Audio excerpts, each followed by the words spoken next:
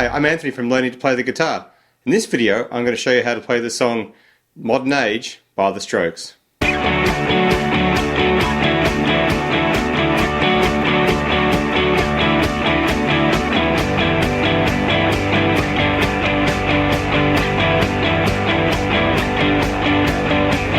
There's two guitar players in the band, and so we're going to look at two guitar parts to make the song work.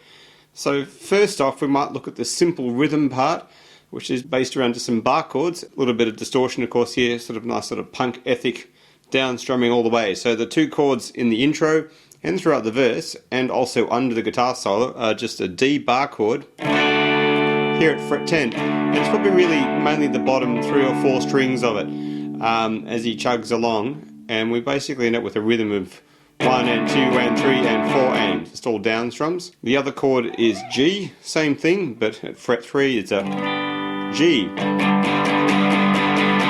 And so you're just bowing backwards and forwards between a D and a G chord for the majority of the song actually. So we end up with 4 bars of D and 4 bars of G. So I'll just play a little bit of that, and this happens in the intro and in the verses, and there's a little variation of how many G's we play going into the chorus, but we'll worry about that a bit later. So now we've just got 4 bars of D, 4 bars of G. 1, 2, 3, 4. 2, 3, 4. 2, 2, 3, 4. 3, 2, 3, 4. 4, 2, 3, 4. 1, 2, 3, 4. 2, 3, 4. 3, 2, 3, 4. 4, 2, 3, 4. So probably the hardest thing with this is making sure you have nice, decisive jumps between the D and the G, because it's quite a bit far way away from each chord, but luckily it's the same shape. So as he goes heading into the chorus on the last round of the verse, there's 3 rounds in the verse, 4 bars of D, 4 bars of G. That happens twice. The third time it ends up with 4 bars of D and then 6 bars of G. So they drag out this G chord for an extra 2 bars going into the chorus. But that's fairly simple. Just got to remember to count your bars or play along with the song enough to hear when the chorus comes in.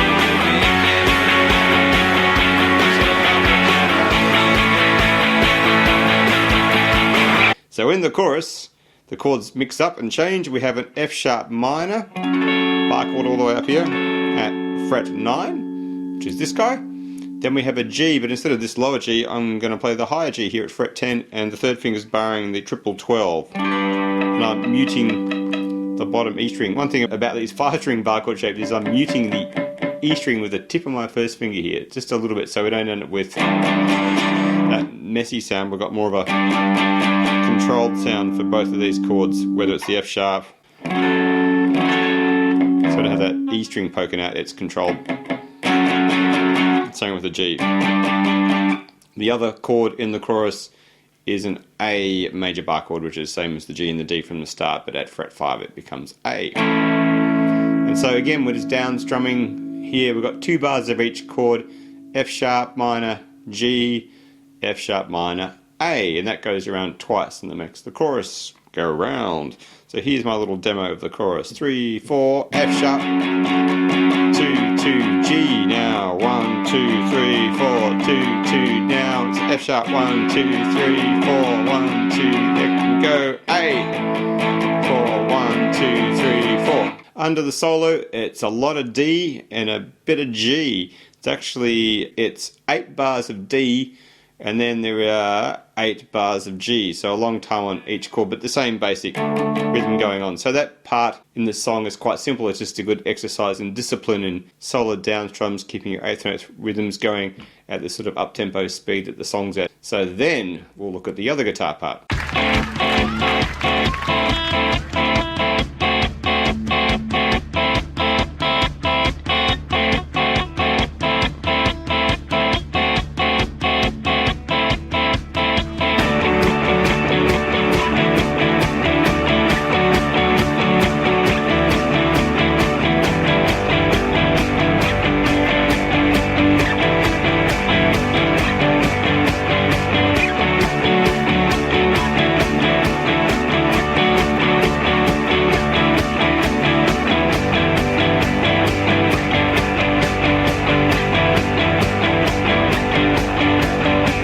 So the other rhythm part has a lot more going on in it. It also does the intro part, which is this cool little idea with a D7 chord, an open string version, watching how they do it live, and then a D7 sus2, which just means we lose the bottom finger. We have an open E string down the bottom, so there's only 2 fingers here. And so there's a little sort of offbeat reggae rhythm, even though it's a bit more punk rock than reggae really, this tune, where we're playing on the offbeat, and so it's 1 and 2 and 3 and 4 and...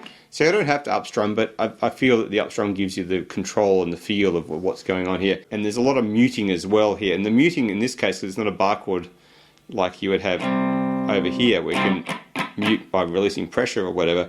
We're going to mute a bit more with the palm coming down. So I strum, and as I come back down, I'm going to mute with the edge of my palm. So see, my hand is killing the strings after each strum. So this sounds like this. We've got a bar of D7 and a bar of D7 sus2. 1 and 2 and 3 and 4 and 1 and 2 and 3 and 4 and that repeats a few times. 1 and 2 and 3 and 4 and 1 and 2 and 3 and 4 and... So it's all about that control with the muting. When we get into the intro, there's a lot of octave stuff going. So an octave is where we're playing the same note lower and higher at the same time. And so for me, I think of it as like a power chord shape with a hole in it, where I'm basically, in the first instance, we're going to go 2 F sharp notes, a 9 and an 11. So on the A and the G strings, I'm going to mute the D string by leaning my finger over here. He's just touching the edge of the string. I don't know if you can see it from behind this angle. I'm sort of versus having it open. I'm going to lean and mute. I'm also going to mute this top E string with the tip of my finger up here. And I'm also going to mute these bottom 2 strings with the leftovers of my first finger. Otherwise we'd end up with that interesting sound, which won't work. It'll sound quite messy. It's all about the control of that sound happening, and there's basically this octave idea travels through the intro and the verse of the song. And again, he's doing this offbeat rhythm thing, and also he has a dead strum going at the same time, and we're going to move these octaves around a bit. So the first instance is the 9 11 with the F sharp. It's 4 of them in the first bar. And then we jump to 7 and 9, which are a pair of E's, the same shape. All this muting again is happening. Back to the 9 11, 7 9. 7 9, each of these is a bar. We'll play the rhythm in a second. 5 and 7 for D, 7 and 9 for E, 5 and 7 for the D again. So there's like a little melody, and this is just going over the 4 bars of D and the 4 bars of G played on the other simpler guitar part. So this thing sounds like this, and this is the intro part. 1 2 3 and...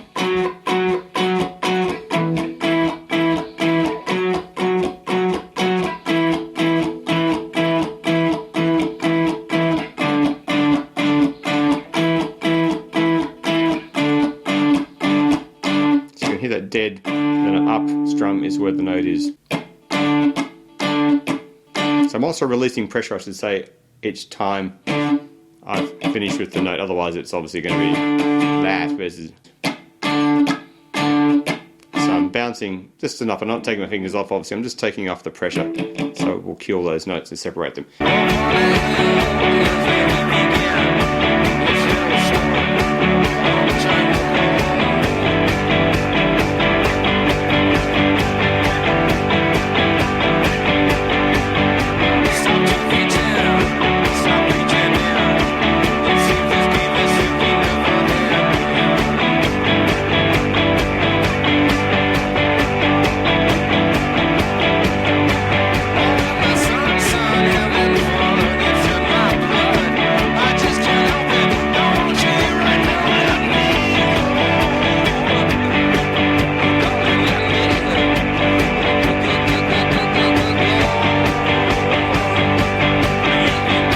So into the verse, it's very much the same as the intro. The only real difference I might say is that when we get to the extension going into the chorus, instead of going from the 11 to 7, 11 to 7, 7 to 5, these are all first finger numbers, 7 to 5, he's going to go from the 7 to the 5 and then stay on the 5 for a further 2 bars. This is where that extra 2 bars of G occurs going into the chorus, but it's the same rhythm.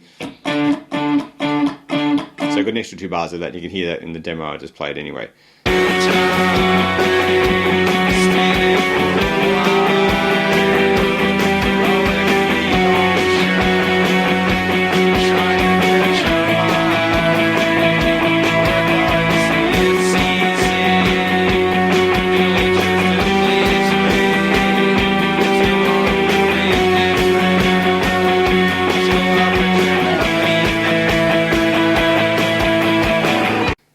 into the chorus. Octaves continue, but in this case it's not so much on the offbeat but on the eighth notes matching the rhythm of the other rhythm guitar part. Here it's just the octaves all the way, so we've got a bunch of 9/11 F sharp notes matching the F sharp chord, and that goes for 2 bars. We're going to go up to 10/12 for G's to match the G chord, which appears at the same time. Back to the F sharps again, matching the F sharp chord, and then when the other guitar goes to A, this one goes to 7/9 for the E. And so this thing is all down strummed. You can down up strum if you want, if your arm's getting tired, but the punk attitude and energy is more about the down strumming. So 3, 4, 10/12, 9/11, 7/9. Again, same muting is all applying here to control that. The only other tiny thing I might talk about this song is the final chord at the end of the chorus is strangely a G minor. It's a bit of an odd chord to finish this song, which is sort of D majory. It's a bit of a funny way to end the song. So that could be going from either the A chord, 1 and 2 and 3 and 4 and big jump, or you can also do that from the octave E 7/9 notes. 1, 2, 3, 4.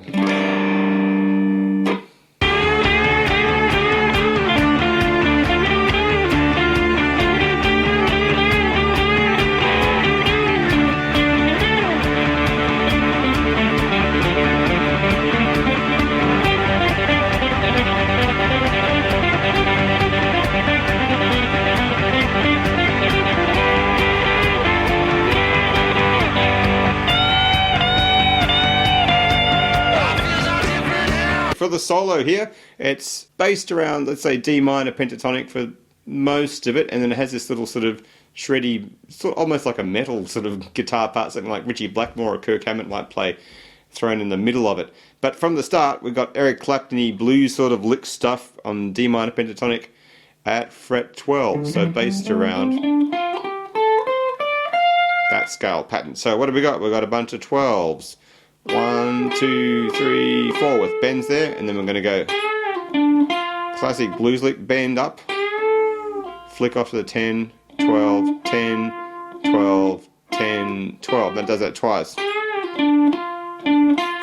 So that sort of stuff. More bending of this 12, which is a G, the A note, but the rhythm is 1, 2, and. Now I'm going to jump to my second finger here, 3 and 4, because in the next bar I've got a single bendy 12, but then I've got a pair of them. To make that work, I'm going to use fingers 2 and 3, which is much easier than using 3 and 4. Then I'm going to bend that 12 again. I might jump back to my third finger, then bend it one more time. That lick, he loves it. That thing happens one more time. Then we're going to go same note, but from fret 7 up to the 14 there, and then we start the 16th note sort of fast picking bit. Maybe a little bit like Dick Dale or somebody as well. The last 2 beats of this bar starts off with an open D string, which are down up picking all the way, 3 E ender, 4 E ender, and then we have this idea of dancing a note down in groups of 3s as we go, and then we come back up. This is, first of all, it's going down the D minor pentatonic scale, coming back up, and then it jumps to the G string and does a thing based around the G chord, or if you're getting super technical, G mixolydian sort of type thing with a F natural in it. So the pattern, anyway, is so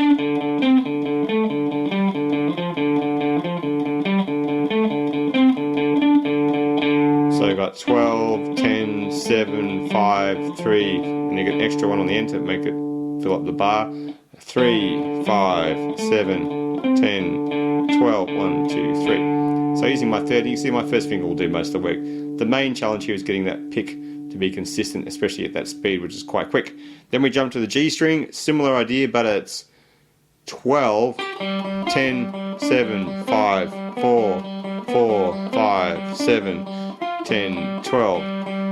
That happens twice, so one more. 12, 10, 7, 5, 4, 4, 5, 7, 10, 12. Then after that, that's probably the hardest thing, only because it's so fast. We go into these double 12 bends again. It's sort of a hint of a bend. And double 10s there, bit of sort of Chuck Berry sort of type vibe, but more punk version. Then 12s again. Slide down to GB open strings there, and then we have this little bending bit on the end. just fret 13. So that's all the parts of this great rock song by The Strokes. Subscribe to the Learning to Play the Guitar YouTube channel for more lessons. And don't forget to click on the bell to receive notifications when I upload a new video. You can also check out my books and more lessons at my website, learningtoplaytheguitar.net. Thanks for watching and keep practicing.